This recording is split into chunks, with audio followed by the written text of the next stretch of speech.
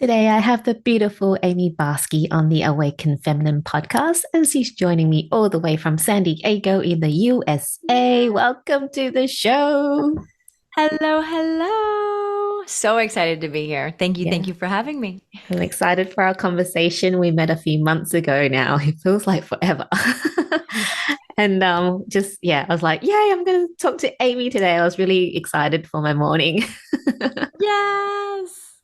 Yay. So, Amie, before we get started, can you share with our audience just a quick introduction of, who you are and what you do? Ah, I love that. Thank you so much. Yes, I am Amie Barsky, and I am a human being who's had life experiences.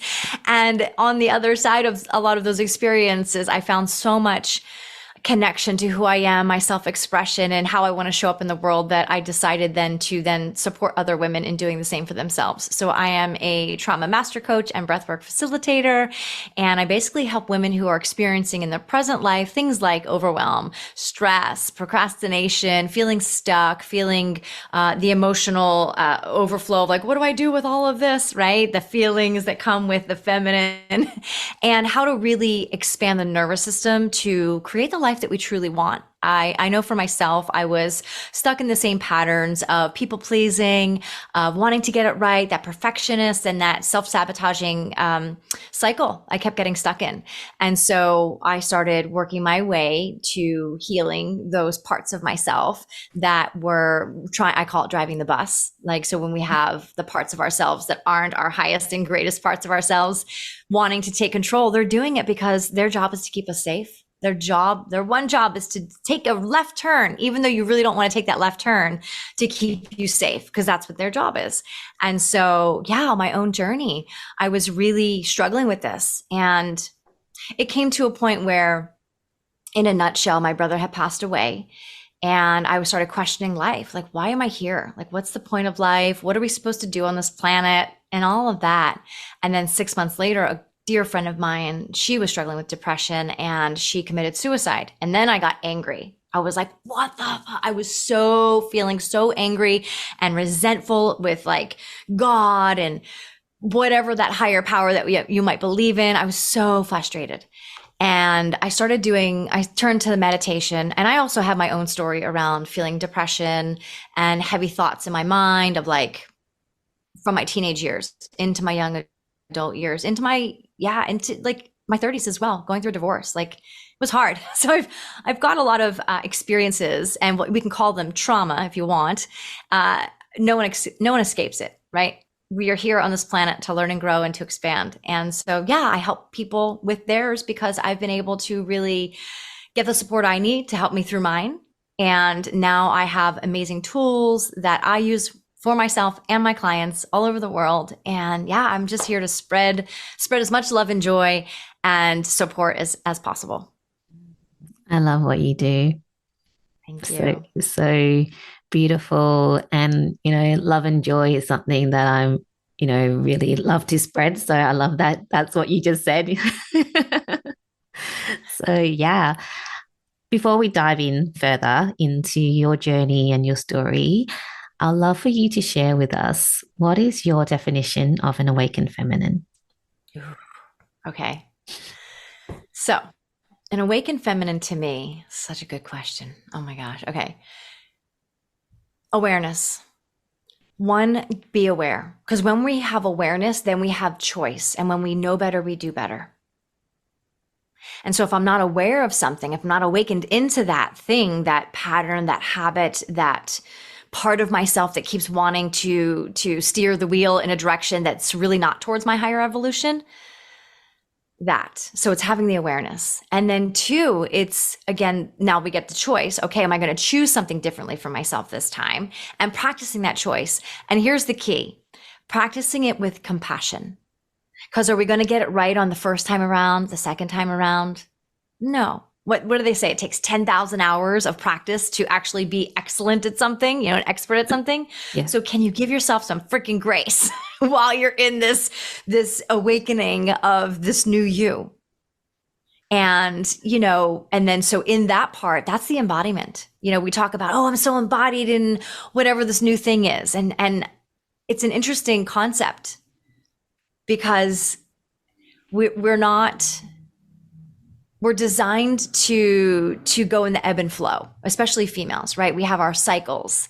So again, it's honoring that, honoring our energy, honoring when we need to rest, honoring the no, honoring the standards and values and the boundaries that we set. Cause I think that's a fun, interesting topic as well. That could be like a whole nother podcast, is when we know, okay, I got my boundaries. I get it. I put them in place. And then can you actually hold them? That's an awakened feminine, to really hold and stand strong in a compassionate way from love. Because it's not about projecting and blaming and saying, F you, you broke my boundary. It's how do we communicate that from a place of, that's a sovereign, nervous system that's like, I feel the tension, I feel the resistance, and I'm choosing from here and heart, not old programming, not, what your mom taught you or your grandmom taught you or school taught you, but what you actually choose from your beautiful soul. So that's my definition. I love your definition. I'm just like feeling all the feels here. So, yeah. And also a great reminder for me as I'm stepping into my ebb and flow, which is my period of hibernation at the moment. So I was like, oh, yes, this is what I needed to hear. So thank you for that.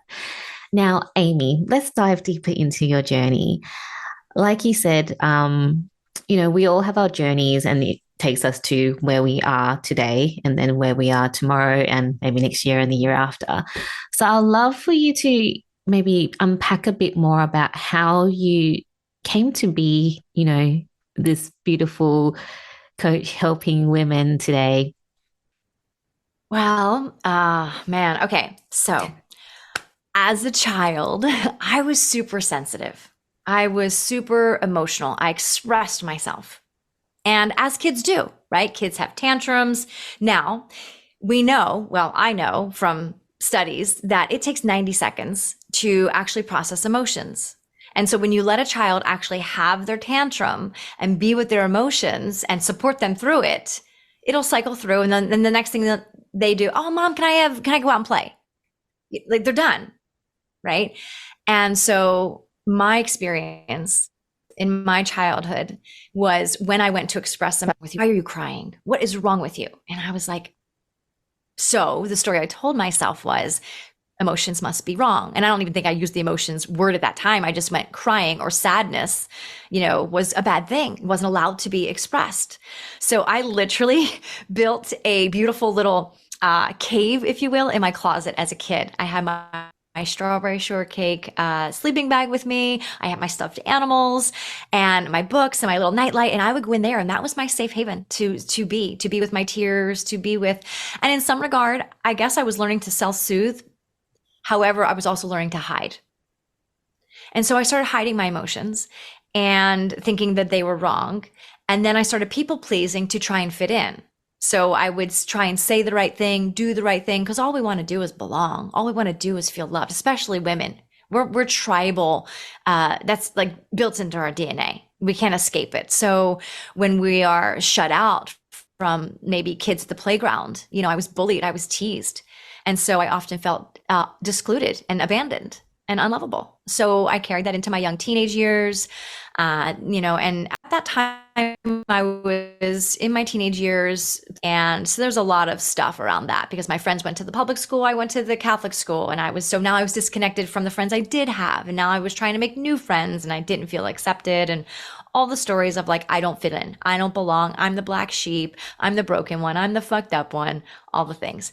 And so there were moments of suicidal ideation of like, F this, I'm out. I just don't want to be here anymore. However, I didn't take it to the actual planning and the actual thought process of it. So there's different steps to that kind of, that mental turmoil, if you will. And so, yeah, cut to adult life. I moved out right away at 18. I was like, I'm out of here. My mom and I were fighting all the time. Like we stopped talking to each other for like almost a year. And I was like, I got to get out of here. So I left thinking I was like, fuck you, I can do it on my own. I don't need you. I'll prove to you. And so then I went to the proving. I can do it without you. I don't need you. So the proving aspect of Amie came forward, that part of me, and rebellious and all the above. So yeah, it was an interesting journey. And so at some point, I traveled around the world. I got a lot of experience with different cultures. I absolutely love it. I've had a gazillion professions, I feel like, in this lifetime already. And in a nutshell, there was a moment where I got married because I felt, I was obligated to this man. I did say yes a year into our dating, to the engagement. However, in my mind, I was like, well, I was young. I was 26 at the time. And I was like, I want to wait. But I didn't know this then, that I said yes, or maybe I did actually. I'm not going to lie to myself. I actually did. I knew I was saying yes to help him feel safe, to build more security in the relationship, versus I'm saying yes from my heart. Like, I loved him a lot, but I still wanted to learn more about the relationship, because most of that relationship I had been traveling and he had been in the States. I was overseas, he was in the States. So it was like, I wanted to help him feel secure that I'm okay. Like, I'm not going and effing around, Europe. Mm. Like, I'm still me and a trustworthy, loyal human being that I am. And so I said yes. And I also said yes to my Nana, because she was on her deathbed and she was worried about me. Again, in the Catholic family, it's like you go to school, you get a job, you get married, you have kids. Like, there's this structure and there's this expectation of what life should look like. And so she was not doing well. And I flew in from Finland and she was passing and she's like, I want to give you my engagement ring. Like, it was so beautiful. It was so sweet. But I felt the worry of like, no one's here to take care of me. And she wanted to be able to take care of me in that way and make sure that I was, that I had a man in my life to take care of me, that kind of energy. And so I said, don't worry, I'm going to marry him.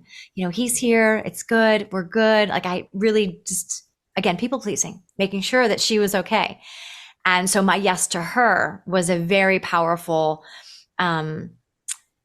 just way of the pressure of I put on myself of my word. So cut to years later in this relationship where we knew I knew things weren't working out. However, I said yes to him. I said yes to my Nana. Like, these obligations that I felt I had to be my word. I had to be my word, because I didn't know at that point in my life at such a young age that I had the power of choice to choose something else. I didn't know that I could honor a no that was inside of me. I didn't have the courage to actually speak up for myself. And so we ended up getting married. I was hoping that would fix things. And I was feeling the pressure of society. And I wanted my dad to walk me down the aisle, and I wanted the princess wedding and all the things that we want as a woman in that fairy tale way of what we see on television or in the Disney movies, right? And so, yeah, it was an interesting journey. And so cut to 12 years later, we end up divorcing, and I went through a deep healing process, really going, well, who am I? Because I was with this person from a very young age into now I felt like I'm a real adult now. Now I'm in my mid 30s and I'm like, oh shit, like, who am I? And I wanted to discover that. And it required a lot of healing. And so I started doing a ton of seminars and just different workshops around the area and reading all the books and finding all the self-help development. And I became like a junkie. I was like, give it to me. Come on, more. Like, and it was great. And I would have these moments of like euphoric bliss and moments of like, whoa, that totally makes sense. No wonder why I'm doing that. And finding out these parts of myself and the sabotage and the perfectionist and the inner critic was so loud and all of this. And what I kept noticing though, is I kept getting back on the same cycle again. I would fall into the slump again. And I'm like, well, why? I've been doing this work for, I'd say about 6 or 7 years. I'm like, why do I still keep going back? Like, why isn't there more? What I was looking for was more long-term change, not just the short-term fix it like a Band-Aid, massage, pedicure, manicure, retail therapy. I've definitely done that one before, right? And so, drugs, alcohol, like the things that we lean on, binge watching, scrolling, like the things that we start to use as vices because we don't realize we're numbing our stuff, you know? And so what I realized was I wasn't allowing my emotions from that childhood experience or those experiences. As an adult, I wasn't really allowing myself to truly feel without judgment. And that was the key, because I would feel something and then I would judge it. Why are you doing? No, you're not supposed to feel that way, or that's not safe to feel that way. That anger, that rage, that sadness.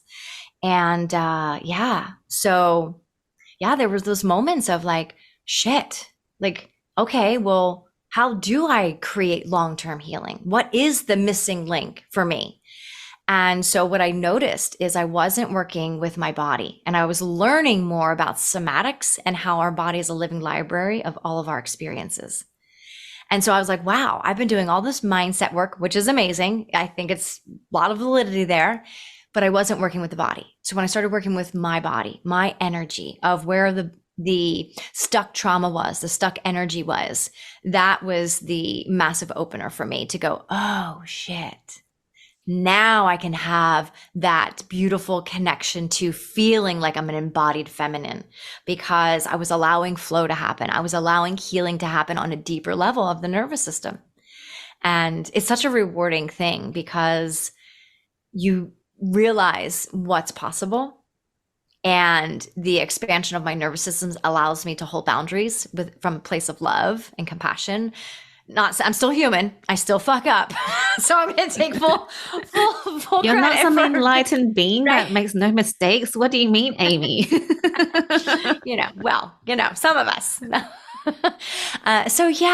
For me, that was the big game changer, was doing the next level of work. And I feel like we're always learning. Like, I'm learning now more about quantum physics and how like deeper quantum leaps are available. And I want to say that we're bypassing the subconscious, but working with the subconscious, working with the parts of ourselves, because we can't escape our parts, our inner children.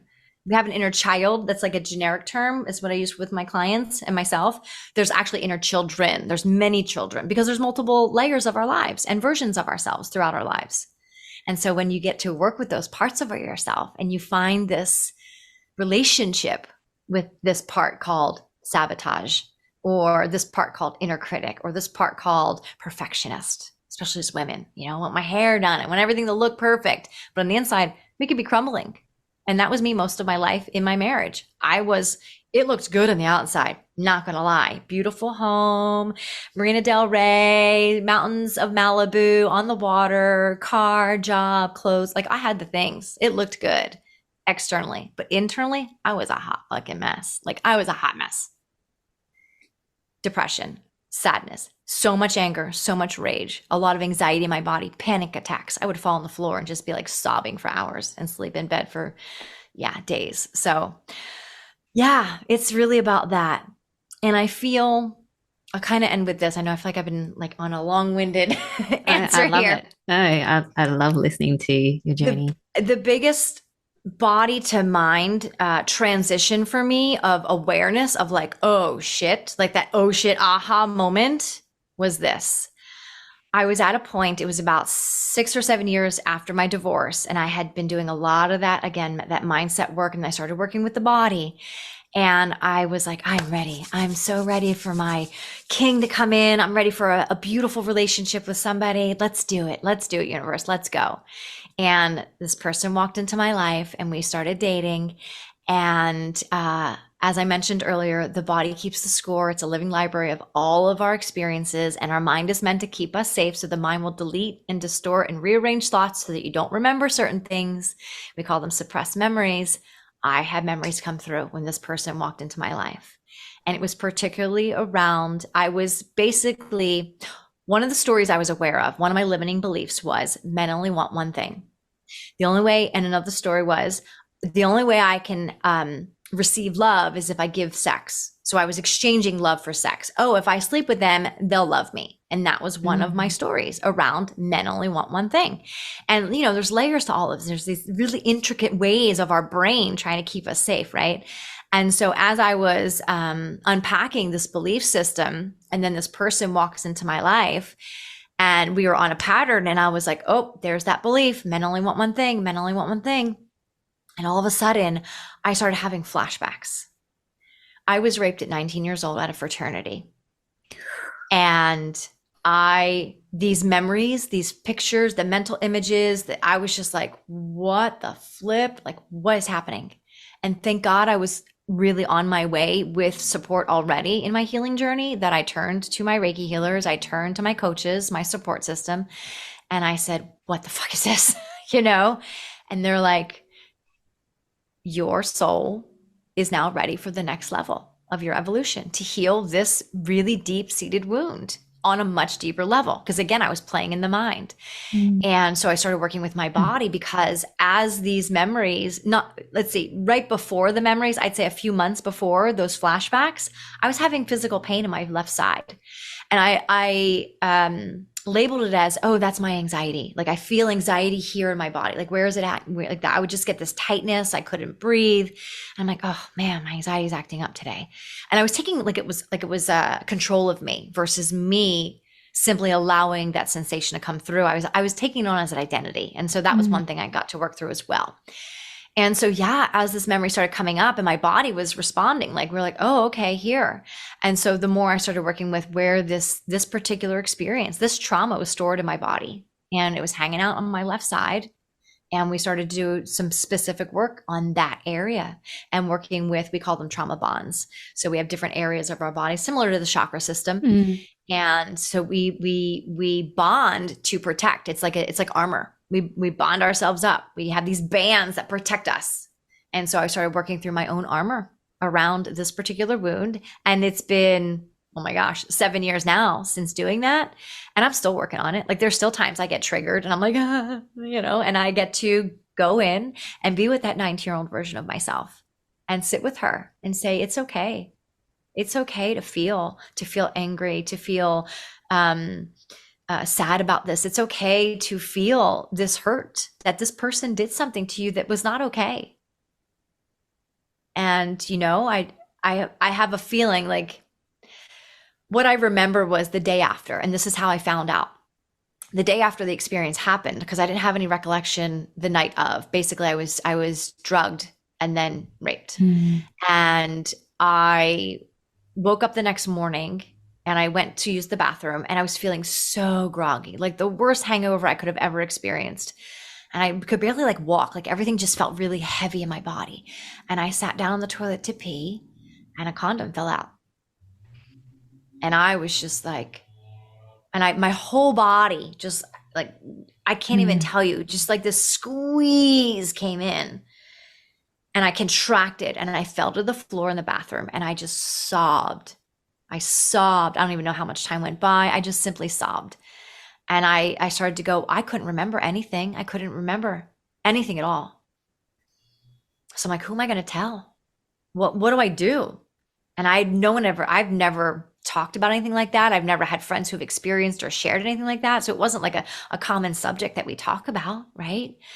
And so I was just, my choice for my mind to protect me was, don't tell anybody. This didn't happen. Let's pretend this didn't happen. Let's suppress this memory.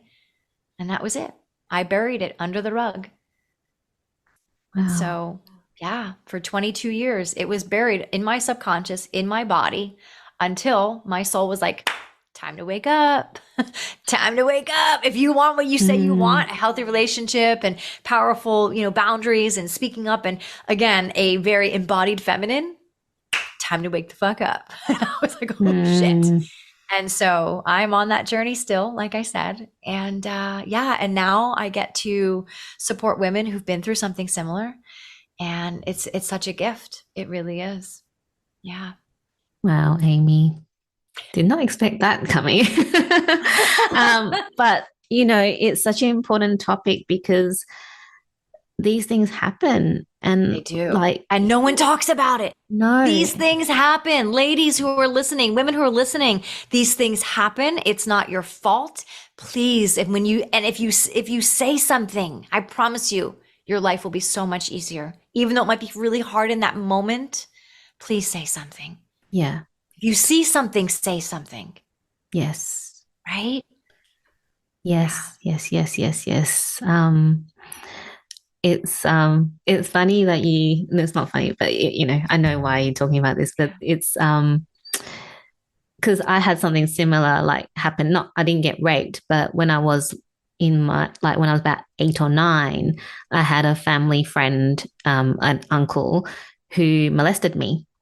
Mhm. And I totally like suppressed that from my memory until like 20 years later.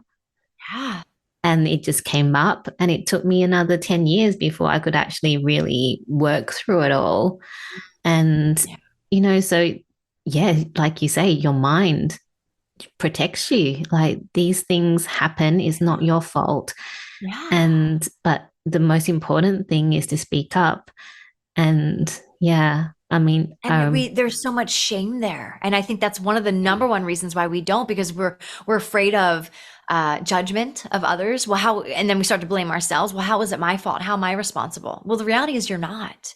I don't care what you're wearing. I don't care how much you had to drink. I don't care what your makeup looked like or how short your skirt was or how high your heels were. That does not give someone the consent, the right to do yes, that. It does not. yeah, it does not at It all. doesn't.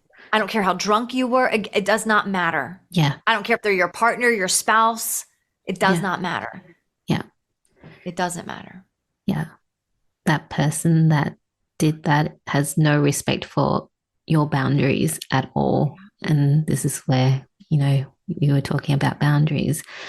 And um, for me, when I was young, I did speak up, and my parents didn't believe me, or they just went, oh, you don't know what you're talking about. So then it was then, oh, okay. And then that was, again, that made me suppress it even more Of course. until, yeah. But Because then you begin to doubt yourself. yes. Did this really happen? Well, maybe this Mm. didn't happen. Oh my God. Well, wait, am I making this up? So then you start to really doubt yourself. So then how you, as a young girl, move forward in trusting your intuition. You start to question your intuition. Your own self-trust is now teetering. Mm. Right? Yeah. And so you lose the faith of, can I trust my inner GPS system to say, oh no, don't walk down that dark alley, don't XYZ. And then so that self-doubt just starts to appear everywhere because you're looking for it. You're in hypervigilance mode. You're scanning for danger, to keep yourself safe on purpose. And then on top of that, you're like, okay, well, I used my voice and then I wasn't believed. I wasn't actually heard. So Yeah. now I'm like, well, should I not talk and say how I actually feel or speak up for myself or what happened? And so all of that crumbles Yeah. the internal nervous system, and it starts to take on like those heavy, we call them parts, like exile parts, like the deeper shame, guilt, rage, like those parts of ourselves are the skeletons in the closet, if you will. Mm. And who the heck wants to talk about those? Yeah. You know? And yeah, like you say, the amount of shame that comes up when you're like, oh, that happened to me.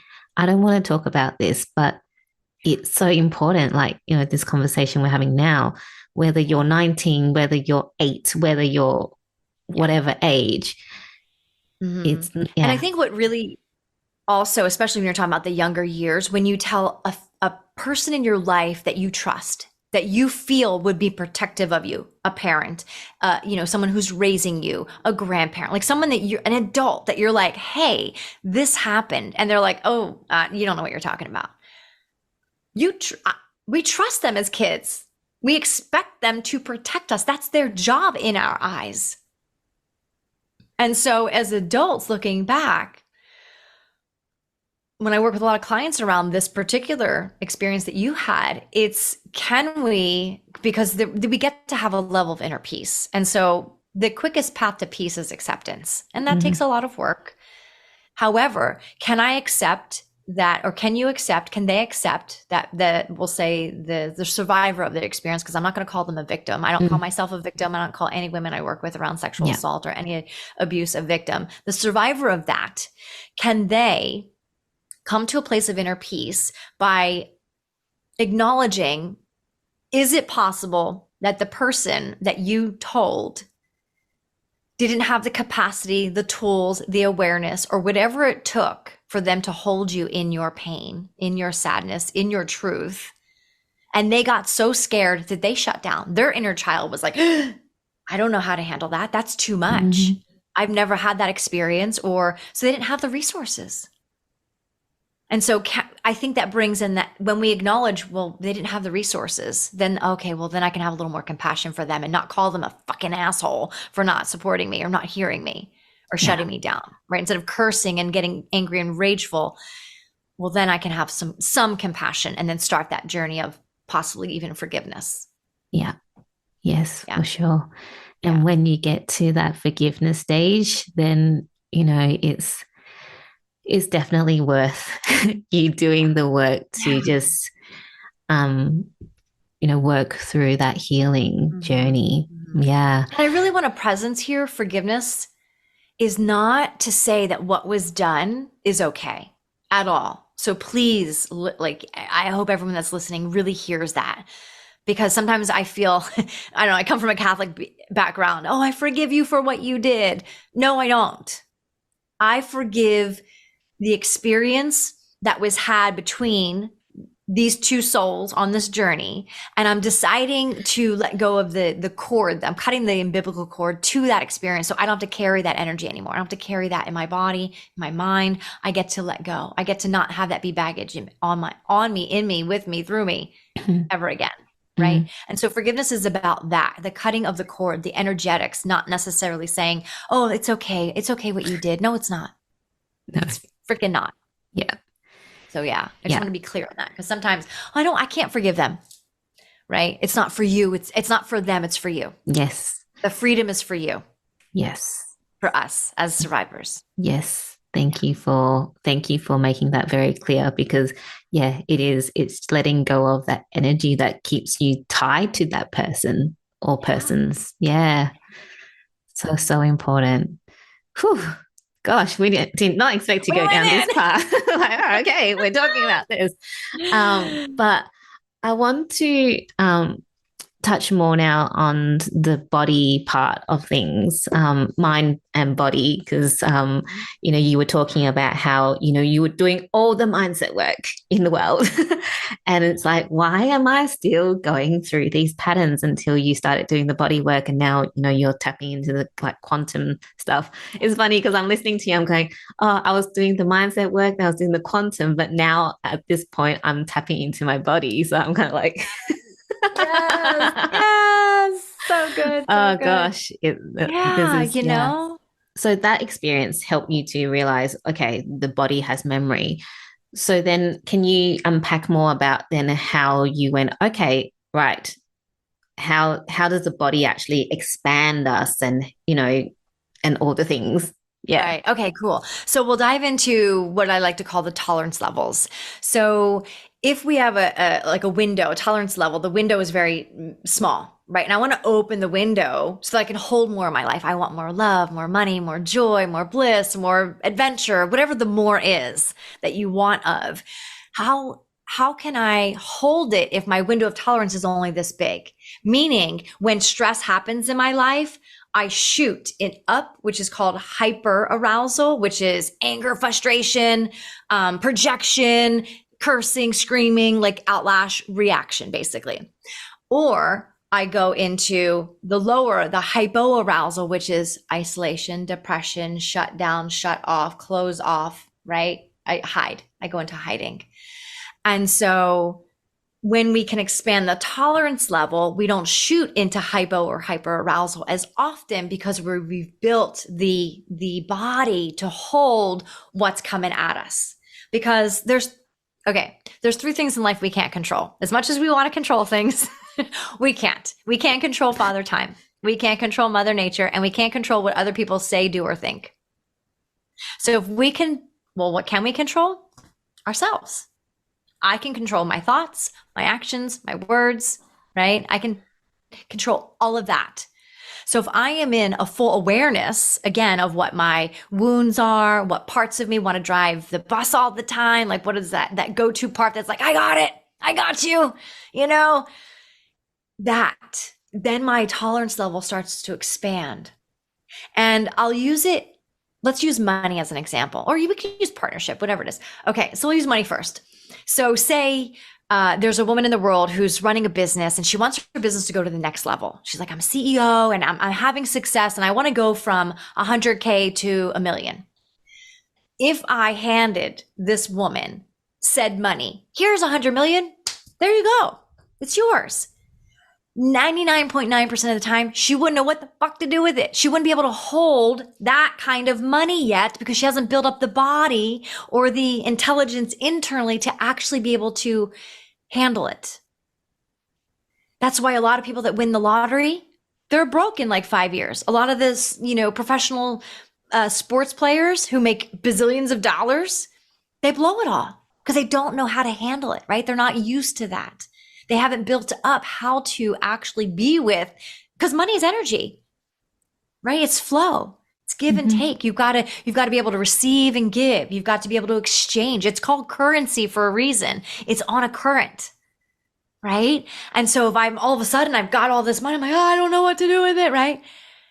That's what happens. Same thing with partnership. Oh, I'm so ready for a partner. And they come into your life and shit explodes because they're showing you all the shit that you didn't work through yet. They're like, hi, reflection, reflection, reflection. And you're like, and then almost always we will self-sabotage or we'll dart out early.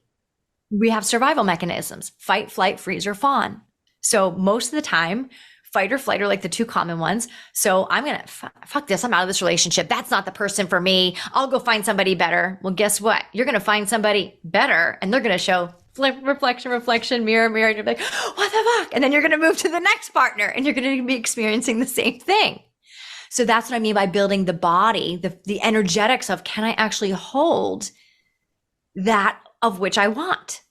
So that's what we work with the nervous system for, to be able to expand those levels. So you're not shooting into what we call survival mode, hyper or hypoarousal. We're staying in learning brain. We're staying in our bodies. We're not leaving and checking out.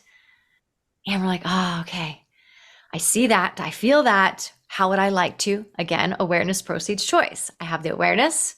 What do I choose now? I know better. I get to do better, hopefully, and not go to the old programming. That. That's so cool. Thank you for sharing that. Yeah. So I know there's that awareness. So with what does it look like to then expand? Is it just really being aware and then constantly making the right choices, or are there exercises or things that you can do to help you, expand your tolerance level? Well, I think it's a both and. There's not it's this way or it's that way. It's not one thing. This is a question I usually get a lot. How do I know I'm healing? How do I know that I'm expanding? How do I know that the work is working? There's the, right? Well, when shit hits the fan, what do? Do you project and react, or do you respond? Do you sit and go, oh, I feel that part of me wanting to go, F you, you're the, point the finger, blame somebody. Or do you go, oh, I feel you, 7-year-old Amie, 9-year-old, 15-year-old, whatever. And I got you. I got you. I hear you. Great. And we the tools to process it, whether it's through a somatic practice of releasing the energetics and discharging the electricity in the body, or there's a bazillion different practices we can do. And so usually I give my clients a big toolbox. So by the time they're done working with me, they've got all these tools to go through life with. Now, of course, we're always up leveling, hopefully, right? We're on this trajectory of evolution.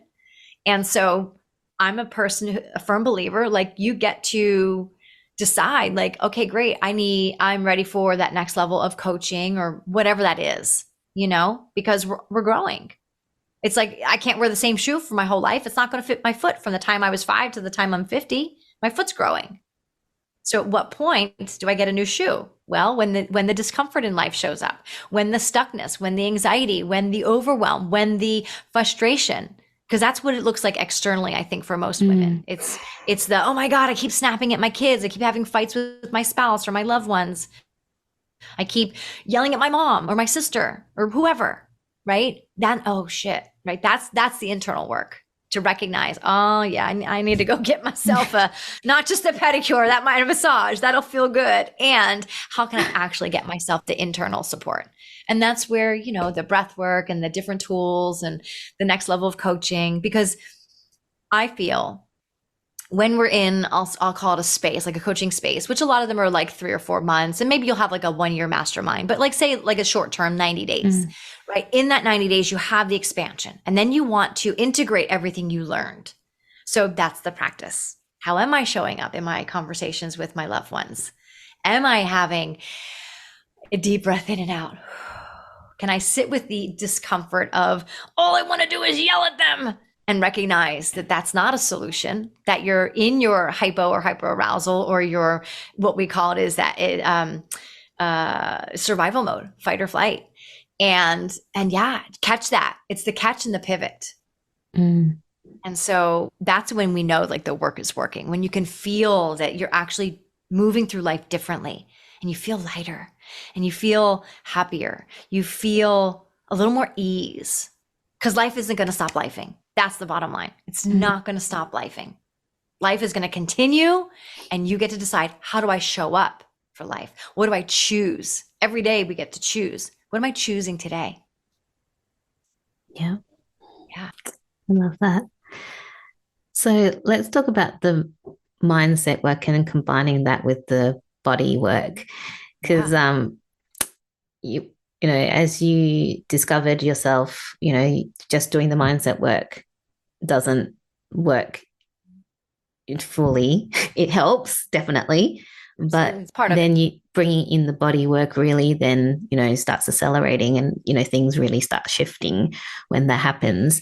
So are you able to share a bit about how we can combine those two things together to really accelerate the transformation that we're seeking? Well, the combination again is it's really the awareness of like, oh, here's a wound that I'm aware of. Here's a limiting belief. So the limiting belief could be, I'm not worthy, I'm not good enough, I'm not smart enough, I'm not pretty enough, whatever that I'm not enough fill in the blank of is, it's that awareness. So when that thought comes into the mind, oh, I hear you, thought. That part wants to then go drive the car, the bus, wants to take over. I catch it. I feel where it's at in my body because it's living somewhere. And usually it'll be something like maybe a tight throat, or it'll be a pit in the stomach, or maybe you're like sweating all of a sudden. Maybe it's maybe you're just simply crying, right? Our body is always signaling something, whether it's feeling good and at that rest and digest, which is called the parasympathetic nervous system connection, or is it in sympathetic, fight or flight, right? And so when the body says, right, because the body does the thing, and then the thought comes in, I'm not worthy, I'm not good enough, da-da-da. How do I then go into the nervous system, go into my body, and start to soothe? I feel you, again, that 7-year-old, that 3-year-old. Thank you for showing up. I'm here. A lot of times it's reparenting ourselves, being the parent that we never had, that we always wanted. Oh, I always wanted a mom who was so emotionally supportive and, taught me everything. I get to be that for myself. You get to be that for yourself, right? So it's catching the thought, feeling the body, catching the thought, going back into the body, regulating, and then, well, what do I choose? What thought is actually empowering? Well, am I actually capable? The hell I am. Of course I am. I'm here. Am I worthy? Yes, you're fucking worthy. Yeah. And the proof of your worth is not your car, your money, your partner, your jewelry, your shoes, your purse. It is the fact that you are here. You were born, period. That is your worth. That is the proof of your worth. I am on this earth, period. That in and of itself makes me worthy. And when we can remember that, that will be the game changer. God's source spirit would not put me here if I was not meant to be here. Yeah. I know the knower, and the knower knows more than me. And I get to be okay with not knowing everything. However, what I do know is the knower put me here. Yeah. That higher, whatever you want to call it, landed me in this body, on this journey, in this lifetime, and that makes me worthy. Yes. I love that. Thank you so much for that. Whew, I was like, yes. Go to church. Yes, Ari, yes. Um, I want to touch on some. I'm looking at the time, but I really wanted to touch on this. For you to touch on this is you mentioned quite a few times the different parts of us, right? The ones Yeah. that want to take over and drive the bus. So, how do we go? Hey, that part of us, we don't want you driving the bus. Let's bring, Yes. what's the go there? Yeah. Yes. Well, first I want to get crystal clear on, because I'm a science jargon. Like, I love science. I want the science that backs up what we're practicing. That's me. As much as I want to believe in all the woo, I do. And I still want I want the proof. And that's my controlling part of me going, I want the control, make sure I get it right. And so there's this process called parts work. So you can Google it. It's called IFS, Internal Family Systems. It's a gentleman named Richard Schneider. I'm not sure of the last name. So what he did was a ton of research. He was a therapist. He did a ton of research on thousands and thousands of clients that he had over the years, right? Over the decades of his practice. And he started to notice the same patterns in people. And we can say it, and we'll practice it right here, right now. So there's times when maybe you're tired and your friends are like, oh, come on, let's rally. It's our girlfriend's birthday. Come on, just go out for an hour. Just go out for an hour. Come with us, come with us. And they're trying to persuade you into coming. And so you're in your mind maybe going, wow, part of me really wants to go because I really want to celebrate my girlfriend's birthday. But there's another part of me that's so tired right now and just wants to go lay on the couch. What word did I use twice there? Did you hear it? The part. I said part. Yeah. Exactly. Yeah. I said a part of me. Yeah. So my people pleaser part of me, or my wanting to fit in part of me, wants to go out and celebrate with a friend. But there's this other part of me that is tired. And so we use this in our language all the time.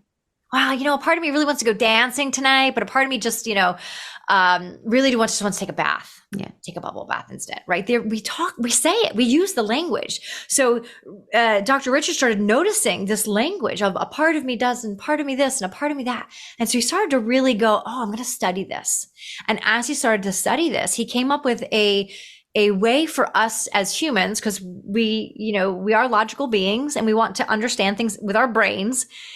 He came up with a process, if you will, where to understand the parts of ourselves. And so there's manager's parts, there's firefighter parts, and then there's exile parts. And the exiles are the deeper skeleton parts that are like, we don't ever want to talk about that. That's the dark shit. That's really scary. The rage, the deeper trauma, things like that.